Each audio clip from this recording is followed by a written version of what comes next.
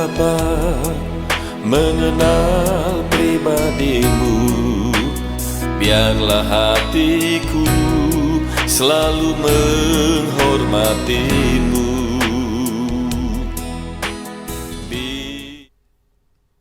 Shalom saudara yang Tuhan kasihi, puji Tuhan. Kalau kesempatan hari ini kita bisa bersama-sama mendengarkan kebenaran firman Tuhan, saya percaya bahwa ini semua anugerah Tuhan. Masih diberi waktu bagi kita belajar suara kebenaran. Sangat penting kita belajar suara kebenaran. Suara kebenaran yang saya maksudkan adalah memahami Injil yang murni secara benar, sesuai dengan apa yang Allah inginkan, isi hati Tuhan, pikiran Tuhan. Hanya itu yang harus kita dengar. Di mana-mana sekarang ada banyak gereja seakan-akan telah melakukan pengajaran yang benar. Gereja seakan-akan telah menjadi agennya Tuhan melalui liturgi-liturgi yang disusun begitu indah dan sempurna, tata cara ibadah yang diatur sedemikian bagus, indah, menarik. Bahkan pengalaman saya sering melihat, banyak yang saya lihat adalah lebih banyak unsur entertain daripada menyampaikan pesan-pesan Tuhan yang benar. Dan banyak orang Kristen merasa puas kalau sudah pergi ke gereja secara rutin setiap hari Minggu, beribadah, dan lalu orang berasumsi dengan adanya ke gereja, beribadah selama 1-2 jam dengan liturgi yang diatur, orang merasa sudah berjumpa dengan Tuhan. Dan ada banyak orang Kristen merasa sudah layak disebut sebagai anak-anak Tuhan yang berhak masuk sebagai anggota kerajaan surga hanya karena tercatat sebagai anggota gereja yang aktif, melakukan kegiatan-kegiatan gereja, berkorban dalam segala bentuk persembahan, baik persembahan sulung, baik persembahan pembangunan, persembahan diakonia, terlebih persembahan persepuluhan. Bapak Ibu yang Tuhan kasihi, Alkitab mengatakan bahwa yang Tuhan kehendaki bukan umatnya sibuk dengan ritual, liturgi, dan kegiatan-kegiatan yang diatur secara rutin oleh organisasi gereja. Tetapi yang Allah kehendaki adalah perjumpaan, hubungan yang benar dengan umatnya. Pergaulan dengan Tuhan yang kita sebut sebagai perjumpaan yang benar dengan Tuhan, mau tidak mau itu pasti berbuah pada perubahan hidup. Orang kalau merasa berjumpa dengan Tuhan, tetapi dia tidak mengalami perubahan hidup yang sebagaimana Allah inginkan, maka saya dapat mengatakan orang itu belum sungguh-sungguh berjumpa dengan Tuhan.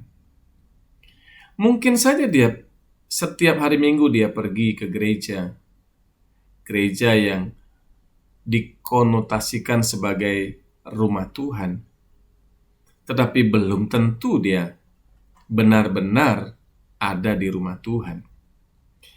Bisa jadi tempat yang disebut sebagai rumah Tuhan itu tidak lebih daripada sekedar tempat pertemuan komunitas orang beragama Kristen. Tetapi fokusnya, kontennya bukan memuliakan Tuhan, tapi sekedar semacam temu kangen, bicara soal arisan, bicara soal program, bagaimana membangun gereja supaya besar, bagaimana supaya gereja ini menjadi tempat yang seperti tempat yang nyaman untuk orang-orang datang, dan kalau bisa, orang-orang kalau sudah masuk tidak boleh keluar, terlebih kalau orang-orang itu dilihat, dinilai sebagai orang yang menjanjikan secara ekonomi. Biasanya akan muncul pikiran-pikiran yang tidak jujur, yang licik, dan penuh dengan permainan sandiwara. Kenapa hal itu terjadi, Bapak Ibu? Saya hanya ingin mengatakan, mungkin sepenuhnya mereka tidak salah. Walaupun kita boleh mengatakan bahwa apa yang sebagian besar orang Kristen lakukan, seperti kategori dan contoh-contoh tadi itu, bisa dikatakan sebagai ketidaktepatan dan ketidakpatutan. Tetapi saya dapat memahami, dapat memaklumi bahwa itu yang mereka lakukan berangkat dari pemahaman yang keliru tentang kekristenan. Karena itulah sebabnya pagi ini saya ingin mengajak Bapak Ibu untuk merenungkan firman Tuhan di kesempatan yang indah ini, yang saya beri judul Menjadi Umat Kristen yang Sejati.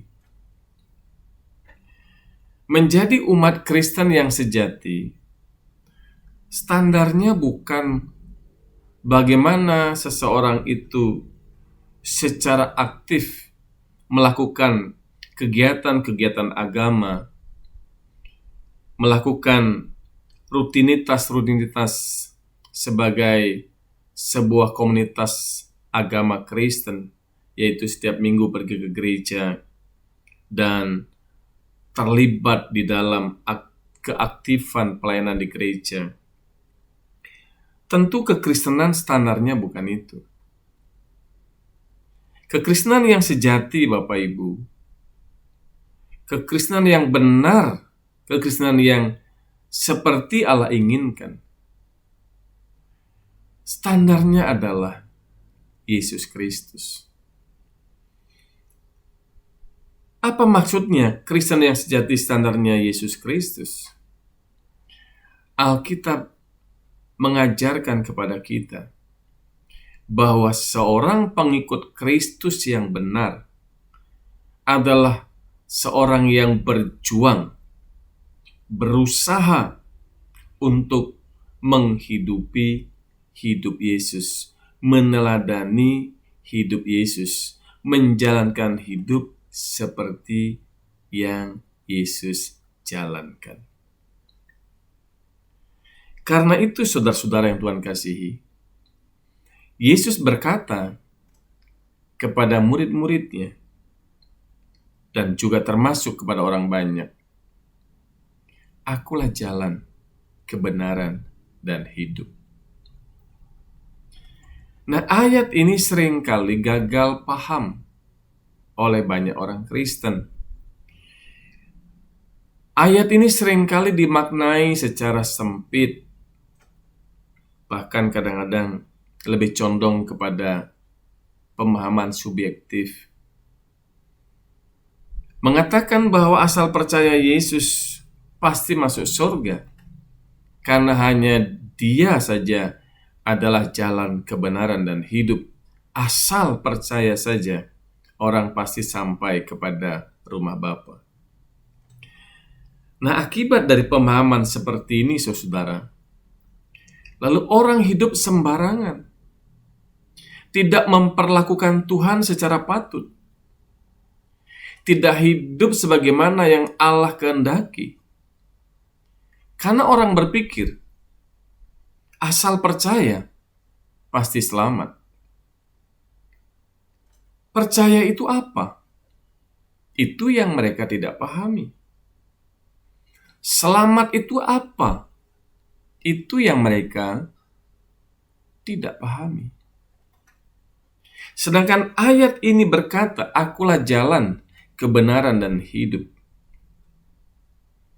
Kata jalan di situ bahasa Yunaninya adalah hodos. Hodos itu artinya rute perjalanan yang harus ditempuh atau lorong panjang yang harus kita jalani.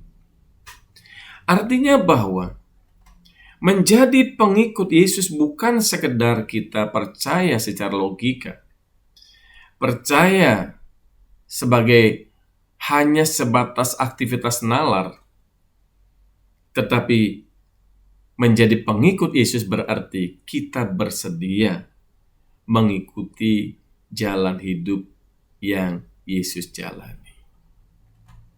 Tentu jalan hidup yang Yesus jalani meneladani Yesus bukan setelah dia disalibkan.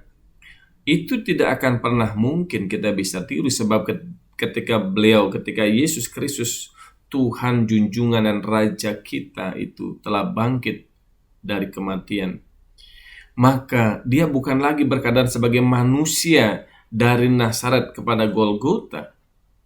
Yang kita teladani adalah bagaimana karakternya, gairahnya, filosofi hidupnya, dan komitmen integritas hidupnya, gairah hidupnya yang dia demonstrasikan, teladankan dalam bentuk kehidupan yang nyata dari Nazaret sampai Golgota. Kekristenan yang sejati goalnya adalah harus menjadi seperti Yesus Kristus. Karena itu Alkitab berkata, hendaklah kamu sempurna seperti Bapamu di surga adalah sempurna. Sempurna seperti Bapamu di surga adalah sempurna, itu sama dengan berkeadaan seperti Yesus Kristus. 1 Yohanes pasal 2 ayat 6 berkata, barang siapa yang mengaku di dalam dia, ia wajib hidup sama seperti Yesus telah hidup. Itu sebabnya Bapak Ibu yang Tuhan kasihi, kekristenan itu pijakannya bukan agama. Dan berkali-kali saya ajarkan kepada banyak orang, kepada jemaat saya, dan sekarang saya juga bagi kepada saudara, bahwa kekristenan itu bukan agama. Kekristenan itu bukan agama. Tetapi kekristenan itu adalah merupakan jalan yang kita harus pilih untuk kita bisa hidup dan menghidupi kehidupan Yesus agar kita bisa dikembalikan kepada rancangan semula Allah.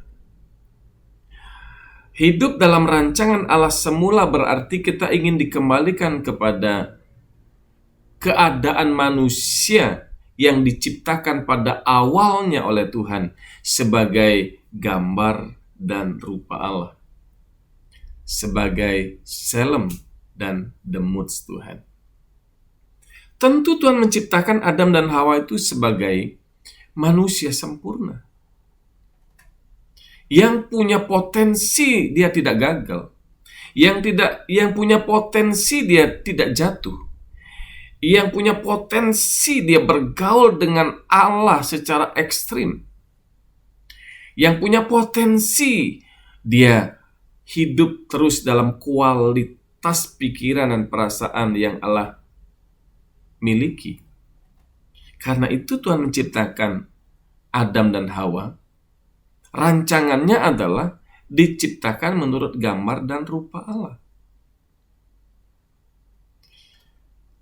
Gambar itu selem, sedangkan rupa Allah itu disebut dengan demuth. Nah, ayat 27 dalam kitab Kejadian pasal 1 dikatakan, manusia diciptakan menurut gambarnya. Kalau ayat 26 dikatakan, marilah kita menciptakan manusia menurut gambar dan rupa kita. Tetapi ayat 27 dikatakan, maka Allah menciptakan manusia menurut gambarnya. Lalu rupanya di mana? Kita harus kembali lagi pada pengertian dasar, Bapak Ibu. Manusia diciptakan menurut gambar Allah, itu berarti di dalam diri manusia itu ada potensi-potensi Allah, yaitu manusia memiliki pikiran dan perasaan. Pikiran dan perasaan yang ada pada diri Allah sebagai komponen Allah dalam diri manusia itu harus dikelola oleh manusia, harus betul-betul dikontrol oleh manusia, supaya dia terus berusaha membangun rupa Allah. Rupa Allah atau demuth itu bicara soal kualitas pikiran dan perasaan manusia harus memiliki kualitas yang dimiliki oleh Allah. Sehingga dari sejak awal Allah tidak menciptakan manusia beragama. Dari sejak awal Allah menciptakan manusia bertuhan. Artinya dengan pikiran dan perasaannya, manusia harus selalu hidup. Apapun yang dilakukan, apapun yang diperbuat, dan setiap gelaran hidupnya harus selalu sesuai dengan pikiran dan perasaan Allah Bapa. Karena manusia diciptakan bagi kesenangannya. Karena manusia diciptakan bagi kesukaan hatinya. Itu sebabnya manusia dipanggil untuk melayani Tuhan. Melayani Tuhan atau melayani Allah ini konteksnya adalah bagaimana hidupnya harus bisa memuaskan perasaan Bapa di surga.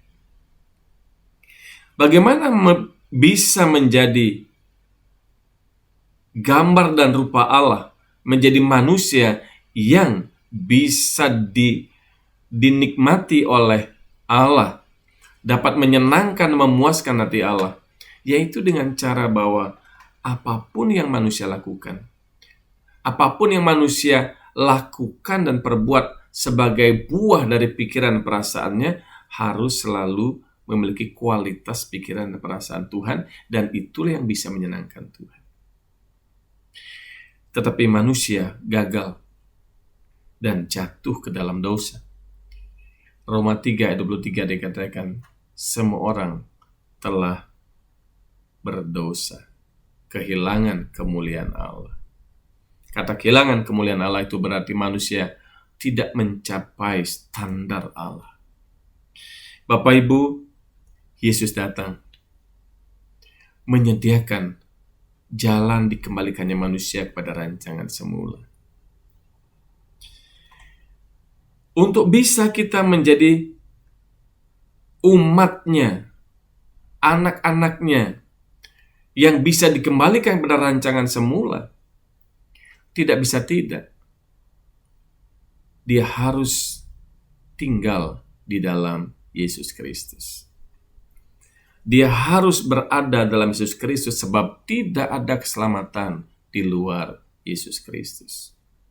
Keselamatan itu adalah dikembalikannya manusia pada rancangan semula. Tidak mungkin manusia bisa dikembalikan pada rancangan semula jika dia tidak ada dalam Yesus.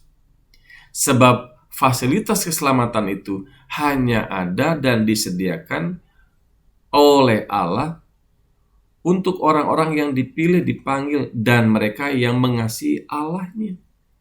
Mengasihi Allah itu artinya dia bersedia digarap oleh Allah.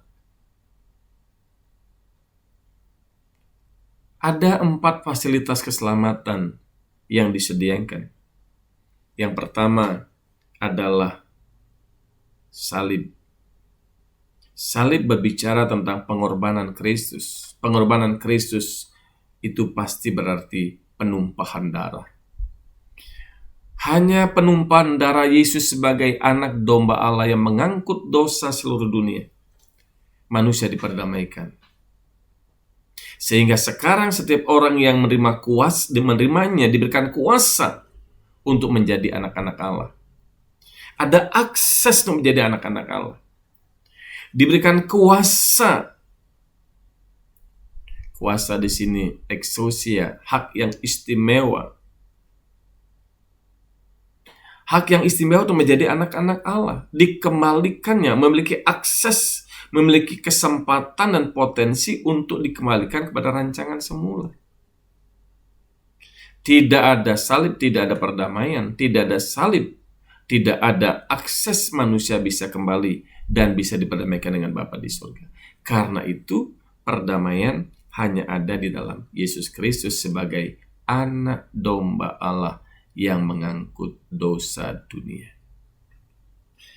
Baru yang kedua, Roh Kudus dimeteraikan dalam hidup orang percaya. Roh Kudus dimeteraikan. Roh Kudus itu roh Allah sendiri, roh Bapa sendiri yang menyertai orang percaya.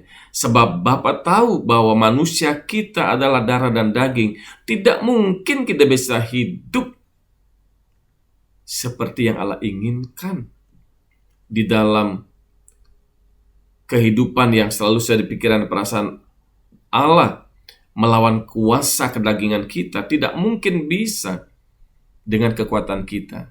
Kita perlu pendamping, kita perlu penolong, kita perlu parakletos. Itulah Roh Kudus dimeteraikan dalam diri kita. Jadi meterai orang percaya bukan pada di dahi. Meterai orang percaya ada dalam di hatinya. Roh Kudus menyelidiki hati kita. Roh Kudus tahu. Roh Kudus mengerti siapa kita. Dan Roh Kudus membimbing kita dalam seluruh kebenaran. Roh Kudus bisa membimbing ke dalam seluruh kebenaran selama kita mau dibimbing. Selama kita bersedia menundukkan diri pada kebenarannya. Tapi kalau kita tidak bisa menundukkan diri dalam kebenarannya, kita berjalan menurut apa yang anggap kita baik, apa yang kita benar, dia berdiam. Nah, bagaimana sudah bisa tahu apa yang benar sesuai dengan apa yang Allah inginkan, isi hati Bapa, rancangan Bapa? Maka fasilitas yang ketiga adalah Injil yang benar. Injil yang benar, Injil yang murni, Injil yang sejati, itu harus kita gali, harus kita pelajari, harus kita mengerti. Karena Injil yang kita pahami di dalam pikiran kita, maka pikiran akan dirubahkan. Pikiran kita mengalami perubahan. Itu sebabnya pertobatan di dalam kekristenan bukan sekedar tidak melanggar hukum, bukan sekedar tidak berzina, tidak membunuh, tidak mencuri, tetapi hidup di dalam kebenaran, hidup dalam kesucian. Itu berarti pertobatan itu, pertobatan itu berarti dimulai dari perubahan pikiran kita. Jadi pertobatan dalam kekristenan bukan sekedar tidak melanggar hukum, tapi pertobatan itu adalah dimulai dari pola pikir kita yang diubahkan. Makanya disebut dengan metanoia, perubahan cara berpikir kita. Dari fokus kepada dunia, sekarang pola pikir itu harus dirubah. Tujuan kita kepada kekekalan atau langit baru dan bumi baru yang dapat kita singkat dengan LB3. Orang tidak akan bisa memahami hal-hal rohani ini. Orang dunia sibuk mengejar karir, orang dunia sibuk mengejar semua fasilitas dunia, kemegahan, kemewahan yang bersifat sementara itu, karena mata rohani mereka dibutakan. Kenapa dibutakan? Karena mereka tidak mengerti. Pola pikir mereka sudah rusak oleh dunia.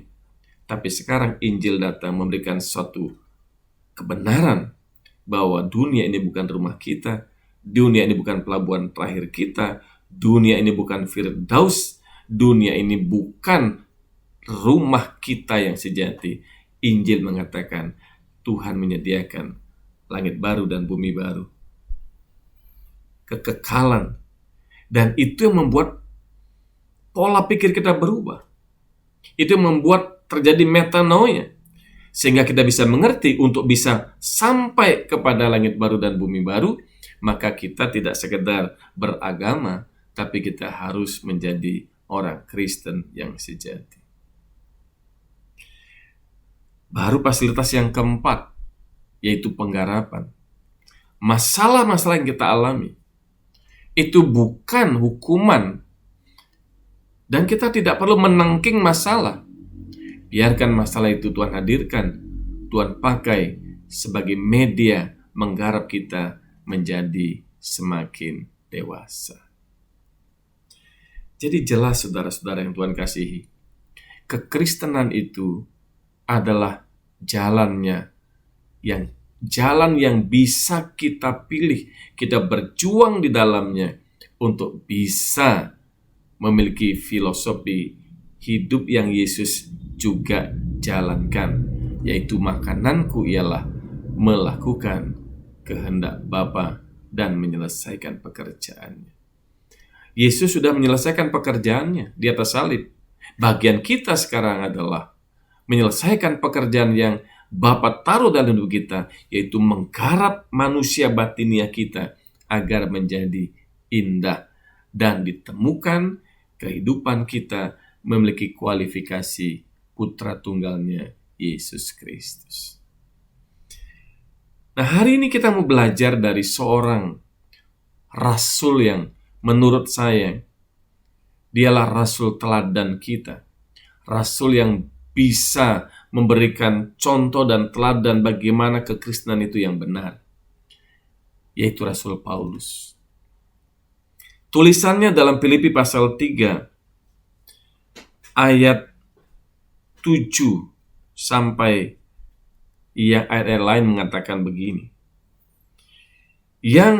Ayat 10 berkata begini, yang kukendaki ialah mengenal Dia dan kuasa kebangkitannya dan persekutuan dalam penderitaannya, di mana aku menjadi serupa dengan Dia dalam kematiannya, supaya aku akhirnya beroleh kebangkitan dari antara orang mati.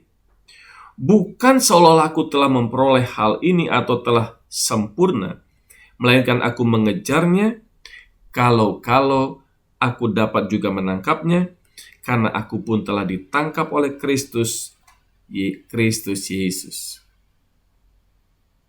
Saudara-saudara yang Tuhan kasihi, kehidupan Rasul Paulus adalah teladan bagaimana menjadi pengikut Kristus yang patut, yang sebenarnya.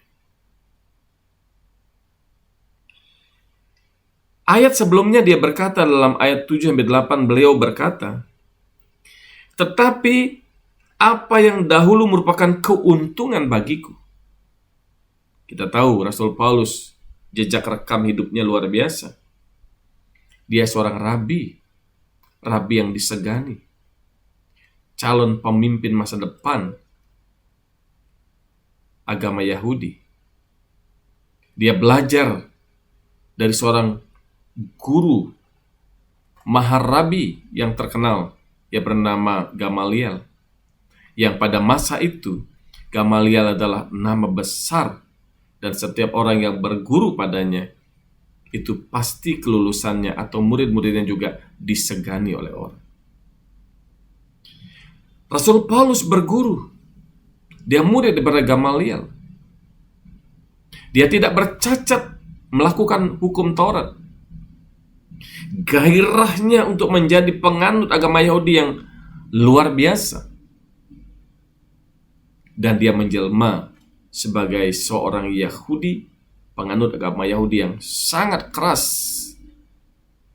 sehingga setiap orang yang dianggap dan dipandang kelompok yang bertentangan dengan ajaran Yahudi, maka bagi dia prinsipnya adalah membunuh orang seperti itu halal, membunuh orang seperti itu wajib. Dan itu sebabnya bagi kebanyakan orang-orang seperti ini menganggap membunuh orang lain yang tidak seagama, tidak satu kepercayaan, itu dianggap sebagai ibadah. Paulus sama, dan dia menikmati itu. hidupnya tanpa cacat melakukan hukum Taurat. Dia adalah mahasiswa dari dosen, profesor yang bahasa sekarang, yaitu Gamaliel. Dia punya nama, masa depannya bagus, dihormati. Sampai dia akhirnya mengambil langkah membasmi orang Kristen, bukan hanya ada di Yerusalem, sampai keluar ke kota Damsyik pun dia kejar orang-orang Kristen. Dan pada waktu dia belum mengenal Kristus, hal-hal seperti itu adalah keuntungan bagi dia, baik secara politis, baik secara sosial, itu keuntungan. Tapi kita dapat mendengar pengakuannya sekarang. Apa yang dahulu merupakan keuntungan bagiku, sekarang kuanggap rugi karena Kristus. Malahan segala sesuatu kuanggap rugi karena pengenalan akan Kristus Yesus Tuhanku lebih mulia daripada semuanya. Oleh karena dialah aku melepaskan semuanya itu dan menganggapnya sampah. Saudara, dalam ayat ini, dalam konteks ini, kata sampah itu bahasa aslinya adalah sekubalon. Sekubalon itu artinya adalah kotoran hewan. Bayangkan saudara, setelah Rasul Paulus, atau dulu namanya Saulus, berjumpa dengan Yesus, dijamah hatinya oleh Yesus, dia mengerti siapa Yesus. Makanya tadi saya katakan, perjumpaan dengan Yesus harus membuahkan perubahan. Paulus berjumpa dengan Yesus, dia berubah hidupnya, arah hidupnya berubah. Apa yang dulu keuntungan, sekarang semua dianggap sebagai sekubalon, sebagai kotoran hewan. Saudara yang Tuhan kasihi, ini kekristenan yang benar. Ini adalah nilai-nilai kekristenan yang selama ini hilang dalam gereja. Seharusnya orang Kristen tidak lagi tertarik dengan dunia. Seharusnya orang Kristen tidak lagi memberikan nilai kepada dunia. Seharusnya orang Kristen tidak memberikan nilai kepada apapun selain pada Tuhan. Tetapi kekristenan telah pudar. Injil telah mengalami reduksi. Nilai-nilai kekristenan terdegradasi dengan nilai-nilai dunia. Sehingga kebenaran Injil telah ditukar dengan Injil yang lain. Kekristenan yang sejati telah berubah menjadi spirit agama dan menciptakan manusia agamawi yang tekun melakukan kegiatan-kegiatan berdasarkan hukum-hukum yang tertulis, tapi dia mencederai perasaan Tuhan, tidak mengerti pikiran dan perasaan Bapa, tidak mengerti kehendak Bapa yang sesungguhnya dalam hidupnya. Bagi banyak orang Kristen, yang penting dia tidak berzina, itu sudah cukup. Yang penting tidak membunuh, itu sudah cukup. Banyak orang Kristen memaknai kesucian itu. Yang penting tidak membunuh, itu sudah cukup. Tetapi di dalam dirinya, ternyata masih terdapat kesombongan, keangkuhan, kepentingan diri. Dan yang menjadi Tuhan dalam hidupnya bukan lagi kehendak Bapa, tetapi Tuhan dipakai sebagai alat untuk mewujudkan keinginan dagingnya. Ke gereja hanya dihayati sebagai sebuah kesempatan untuk menaikkan doa-doa memohon berkat, mujizat, kesembuhan, dan penyelesaian terhadap setiap masalah. Penghayatan kepada Tuhan bukan sebagai pribadi yang agung, yang patut dihargai dan layak untuk dihormati, tapi Allah hanya dimaknai sebagai entitas kuasa yang bisa dipakai dengan cara-cara liturgis untuk menggunakan nama Yesus dengan sembarangan, mengklaim janji Tuhan, mengusir semua penyakit, menghancurkan semua ikatan, dan pada akhirnya kita berdoa, aku klaim janjimu, aku ini anak Abraham yang diberkati, diberkati, diberkati. Sehingga pendeta-pendeta, hamba-hamba Tuhan, tema khotbahnya tidak jauh dari kemakmuran, kesuksesan, tanpa disadari, saudara. Pengajaran-pengajaran demikian membuahkan suatu keinginan, suatu kecondongan manusia atau orang Kristen justru makin terparkir di dunia ini, terikat di dunia ini. Karena itu banyak orang Kristen lebih memandang lebih berharga dunia ini daripada Tuhan itu sendiri. Karena itu banyak orang Kristen menganggap dunia ini lebih bernilai daripada Tuhannya sendiri. Karena itu berapa banyak orang Kristen menganggap bahwa kekayaan dunia ini itu jauh lebih penting daripada mencari perkenanan Tuhan. Bapak Ibu yang Tuhan kasihi, kekristenan kita harus meniru apa yang dikatakan Paulus. Aku melupakan apa yang di belakangku. Aku meninggalkan apa yang di belakangku. Apa yang dulu keuntungan bagiku, kuanggap sampah, dan aku harus berjuang untuk hidup seperti Yesus Kristus. Karena itu mulai sekarang kita harus berubah. Harus terus bergerak untuk menjadi semakin serupa dengan Yesus, untuk menjadi semakin lekat dengan Tuhan. Orang Kristen yang menghargai Allahnya, tidak menjadikan dia sebagai entitas yang kita manfaatkan untuk memuaskan selera daging kita atau mewujudkan keinginan daging kita dengan satu aktivitas yang namanya doa puasa, apapun impartasi dan lain sebagainya. Tapi orang Kristen yang benar akan selalu memahami bahwa dia rela kehilangan apapun, dia rela kehilangan apapun di dunia ini, asal dia bisa berkenan kepada Bapa di surga. Untuk bisa berkenan kepada Bapa di surga, saudara tidak bisa menyembah Allah, mengasihi Allah, sekaligus juga saudara mengasihi dunia ini. Yesus berkata, kamu tidak bisa mengabdi kepada dua tuan. Kamu tidak bisa mengabdi kepada Allah dan kepada Mammon. Allah kita Allah yang cemburu. Allah kita dalam hal ini adalah Allah yang sangat keras, otoriter, yang berkata, kamu harus mengasihiku dan kamu harus hanya hidup untuk aku. Karena itu kekristenan itu adalah sebuah perjuangan. Kekristenan itu adalah sebuah usaha. Kita berusaha, tapi jangan dimaknai keselamatan itu karena usaha manusia. Keselamatan itu adalah anugerah, sola gratia. Anugerah Allah diwujudkan, dibuktikan ketika Yesus mati disalibkan.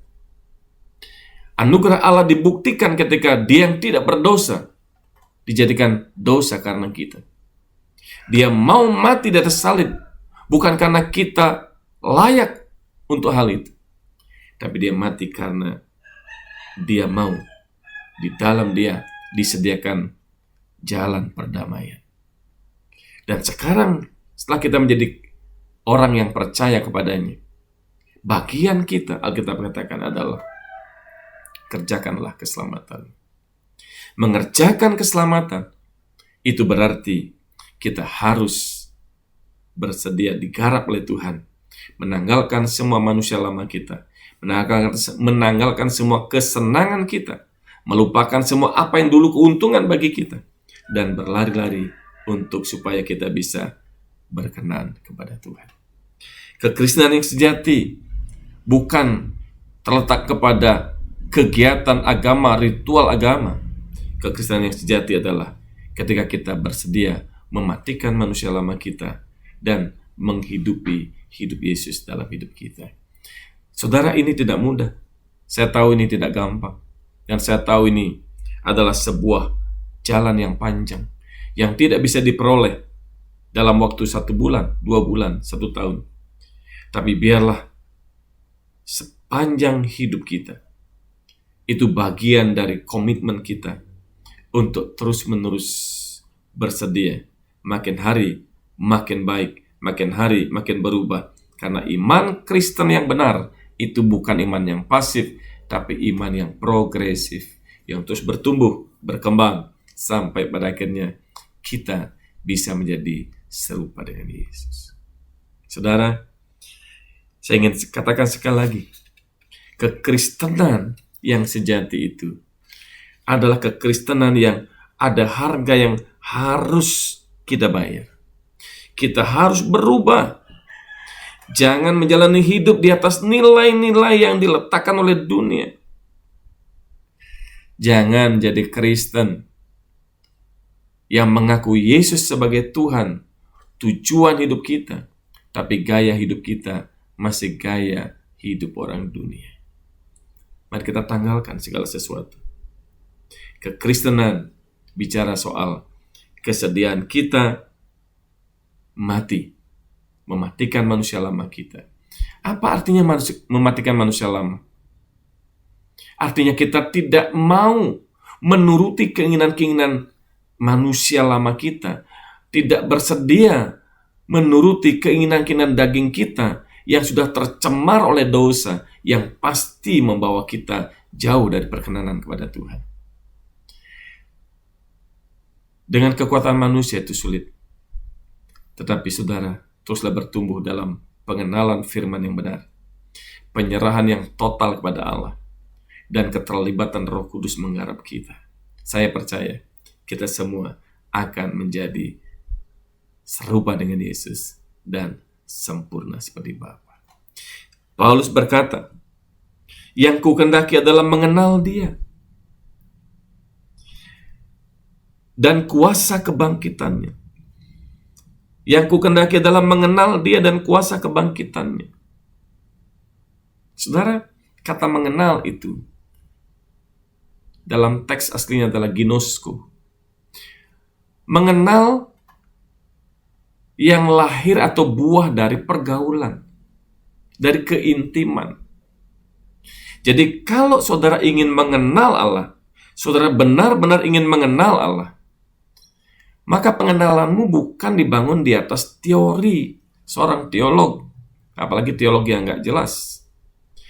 Bukan mengenal karena sekedar belajar dogmatika, tapi pengenalanmu akan Allah harus lahir dari pergaulan yang kerat dengan Tuhan, pergaulan yang intim dengan Tuhan, sampai kau bisa tahu dan batinmu terlatih untuk mendengar suaranya, mengerti perasaannya, dan batiniahmu terlatih untuk selalu hidup, selalu sesuai dengan pikiran dan perasaan Bapa.